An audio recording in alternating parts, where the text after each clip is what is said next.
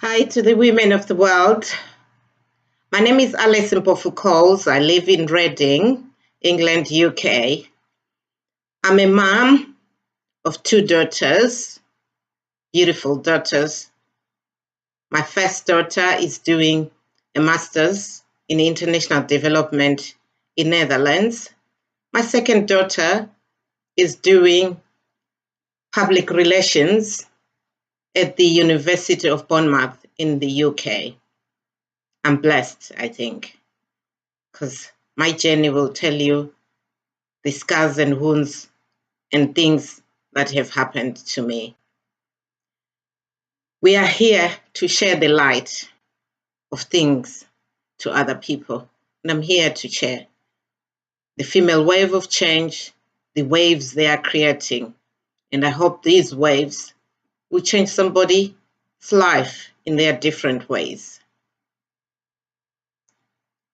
I first of all would like to introduce myself. I was born in Bulawayo in a family of 5 children, 4 boys, and I'm the only girl in the family. My mom was a full-time housewife, but she had a sewing machine that she used to sew clothes and sell. And my dad was a messenger within the National Railways of Zimbabwe. And sometimes he would come home bringing sandwiches, cycling, bringing sandwiches from the bosses. It was that era. It was during colonization. And we were happy just to have that little that we had. And then death struck in my family so much. All my 4 brothers, my mom, my dad, died within a space of 12 years. And also, I was married before, and my husband died within that space of 12 years. So I was left as the only child and only daughter. And I had to bury everybody.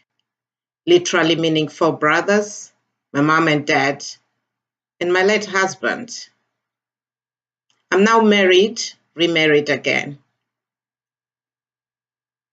in the UK. But I didn't mourn my family because I didn't have time to mourn them. And I'm not sure why. But I had to do something. And that festered in my soul and my body.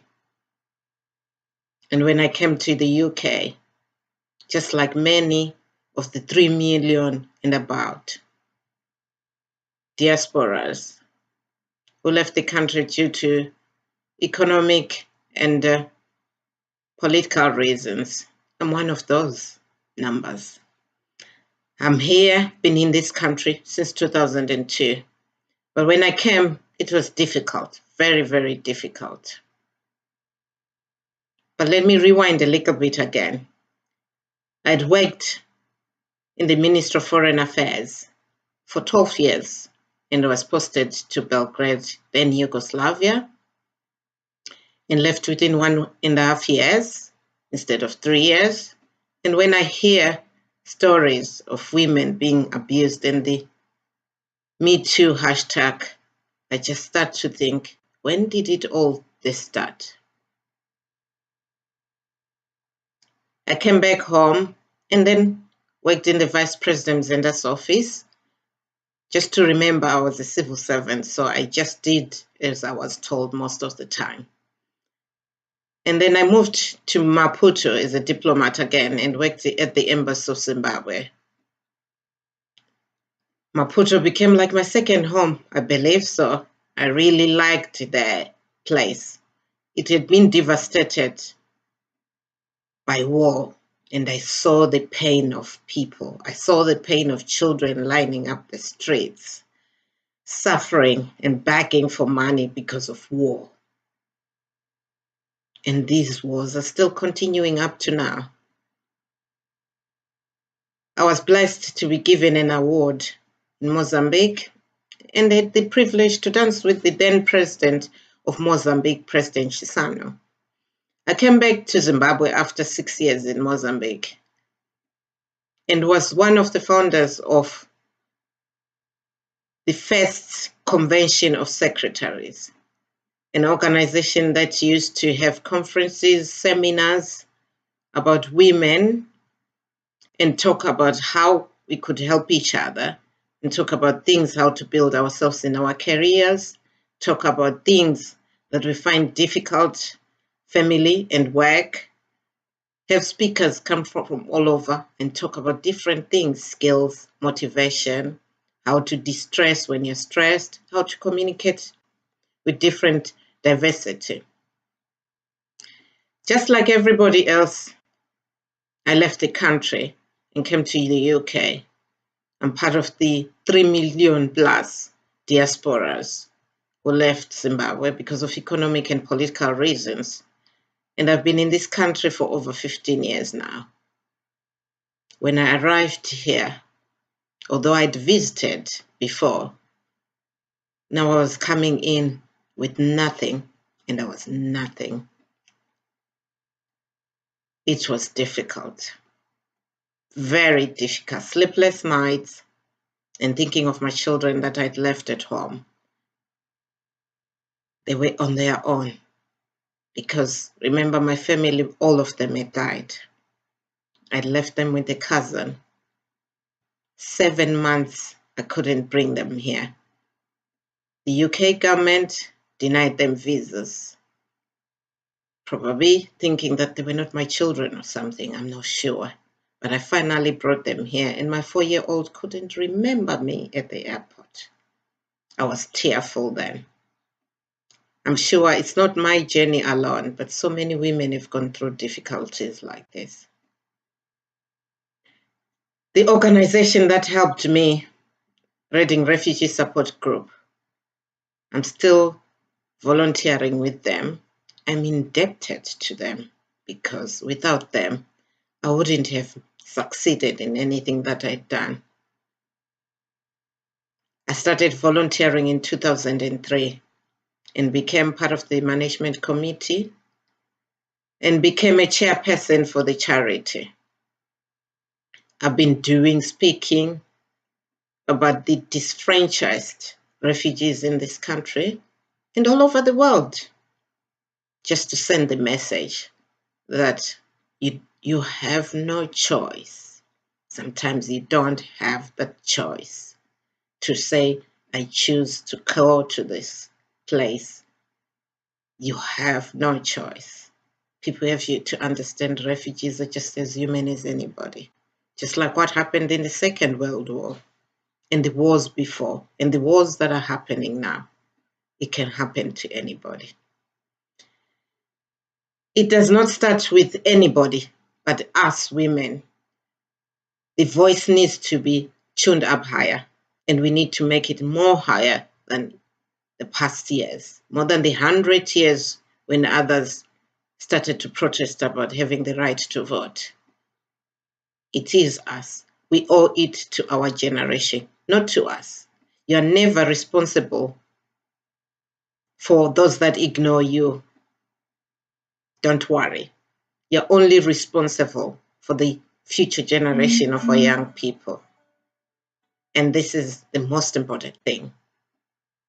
It works to work towards the future generation. And be tireless. Have faith. Have faith, as faith is like a voice of activation. You see a picture of your future and you think about it. So have faith, and things will change. We might not see it fully changed for our generation, but we might be leaving something, some legacy for our children. And hence why I'm in with Female Wave of Change. I want to be one of those that are going to be part of these waves that are going through, that are going to be in every place in the world, not only in towns and cities, but the villages of deprived children, young girls, mothers, incredible women who are there. It's not only something that I want to do for us, it's only for our future generations. When I discovered the suffering of refugees and what I'd gone through, I was unstoppable. I'm still unstoppable up to now. People wonder why I do it. They ask me a lot of questions as to why I do it. But until you walk in that shoe and understand what people go through, you will never understand the suffering of asylum seekers and refugees. Until you listen to the incredible stories that they tell, you never understand. Some of them are really, really difficult. People being unable in a civilized way to afford to buy sanitary pads. Mothers, fathers getting depression because they can't be who they were in their own country. Some of them were engineers, doctors, or anything. Now they're cleaners, carers, and everything. And they don't stop because they are asylum seekers or refugees. They just want a home.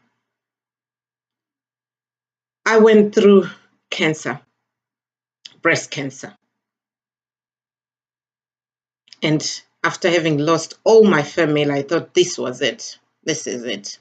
This is my destiny. This is what God has created, that we will all go in my family and there won't be left a trace of any of my mom and dad's children. But through that pain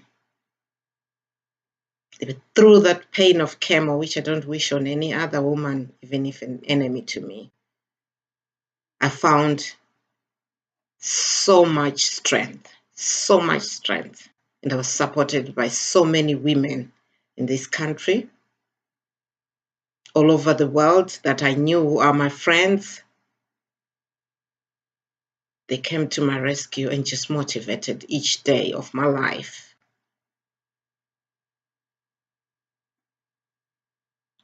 I started reading a lot. I started understanding things about myself. I started thinking that women, we need to do more. And just because I used to see my children, my youngest again asked me, "Are you going to die like Dad?" And that's when I said, "No, I'm not. I'm not, just for them, just for the future of them, to better their lives." In this world, as we know, there's a lot of rhetoric in politics right now, which is curious about refugees, building walls. There are a swarm of people. They're coming to be scroungers. They don't speak this language. They're inferior. They do certain things that are not expected of the values of other people. But who defines values? Who defines culture? Because we all are individuals in our own ways. We all have our own values. We have our own culture. It's not something that can be put in one box and say, this is the culture of certain people, because people sometimes behave differently. They are who they are. So we owe our young people a lot. We want to make them be able to be a voice. The voice that is so echoing can be heard as far as anywhere, not only in towns, in villages, in everywhere. We need that to be heard. Young children, young girls who can't go to school, be the wave of that change. Just one child that you make sure you support to go to school can change a whole village. I support one child in Vumba that has a dream of becoming a doctor, and I am paying her fees, and I want her dream to be fulfilled for the future, for everybody. And when she is better, the village will be better. So that's my echo for the female wave of change. And my echo that we have to challenge the stereotypes of refugees. Refugees are people like me and you.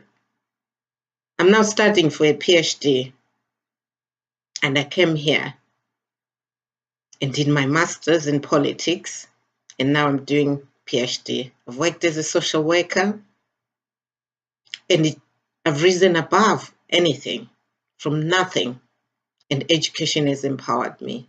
managed to remarry. I have a house now, a home, what I call a home at the moment. And that's incredible. And I just want to tell everybody that you don't just give up on your dream. And my dreams are manifesting in themselves because I'm not giving up. I'm still going on and thinking for my children. I will do this. For my children, I'll fight for the causes of anything that is challenge things that are happening in a diplomatic way, but challenging. I hope that helps very much.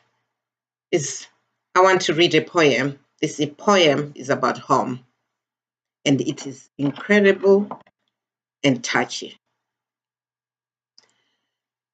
My home, the word home indicates a place where a person lives. It is a real place, possible with walls and a door, but it's the emotion you feel that makes you a home or a place your home. I wanted to, in my real home, a place I feel comfortable and safe. Many people consider their family their home. And there was a time where I thought that was the case for me. Everybody loves, everybody lives. Does that make me or anyone homeless? My home is myself. My body is marked with the journey throughout my life. It shows my family, origins, and also emotions. My mind, it holds every memory and it treasures it. The existence of every object of importance to me, wherever I go, whatever I do in the future, I'll be my home. My home is me. I also want to live because children are our future. One of my daughters once said, a person without a soul isn't living.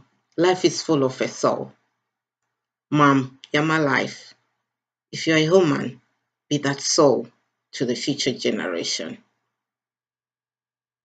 to the girls out there, to the young people who are becoming women. My other daughter said, life hasn't been fair, Mom. Sometimes it has to have happened that way, and there's no reason, but you just have to keep on going and be strong and wake up and have faith things will get better. Thank you very much for now. Bye.